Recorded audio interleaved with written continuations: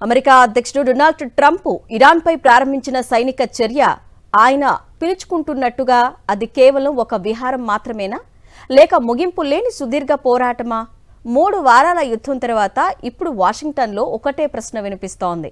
Trump ఈ యుద్ధానికి ఎప్పుడు ముగింపు పలుకుతారు?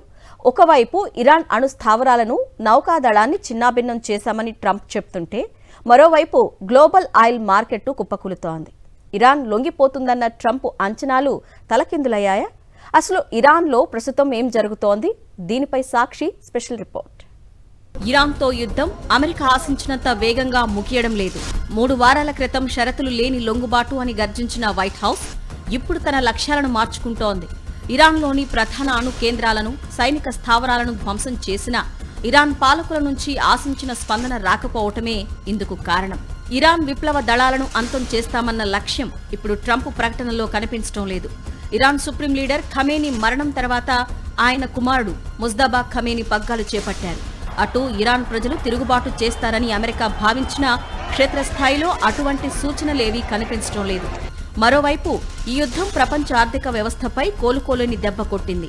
గ్యాస్ ధరలు ఆకాశాన్ని తాకడంతో చివరకు శత్రు దేశాలైన రష్యా, ఇరాన్ నుంచి వస్తున్న చమురు ట్యాంకర్లకు కూడా అనుమతులు ఇవ్వాల్సిన పరిస్థితి ట్రంప్కు ఎదురైంది. హర్మూజ్ జలసంధిలో ఇరాన్ పాతిన సముద్ర మైన్లు అంతర్జాతీయ వాణిజ్యానికి సింహస్వప్నంగా మారాయి.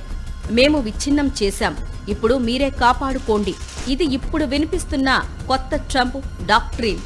హర్మూజ్ జలసంధిని కాపాడాల్సిన బాధ్యత అమెరికాది కాదని, ఆ మార్గాన్ని వాడే దేశాలదేనని ట్రంప్ తెగేసి చెప్తున్నారు. మిత్ర దేశాలను సంప్రదించకుండానే యుద్ధానికి దిగి ఇప్పుడు బాధ్యతల నుంచి తప్పుకోవాలని చూడడంపై విమర్శలు వెల్లువెత్తుతున్నాయి. వెనుజులాలో మదురోను పట్టుకోవడం, క్యూబా గ్రిడ్ కుప్పకూలటం వంటి వేగవంతమైన విజయాలు ట్రంప్కు ఇరాన్ విషయంలో అతి విశ్వాసాన్ని ఇచ్చాయా అన్న సందేహాలు వ్యక్తమవుతున్నాయి. 9 కోట్ల జనాభా ఉన్న ఇరాన్ వెనుజులా కాదని విశ్లేషకులు హెచ్చరిస్తున్నారు. యుద్ధం మొదలు పెట్టడం సులభం, కానీ దాన్ని గౌరవప్రదంగా ముగించడం కష్టం. ట్రంప్ తన సైనిక చర్యను ముగించే దిశగా అడుగులు వేస్తున్నట్లు సంకేతాలు ఇచ్చినా ఇరాన్ సృష్టించిన ఈ సెగ అంత త్వరగా చల్లారేలా కనిపించడం లేదు.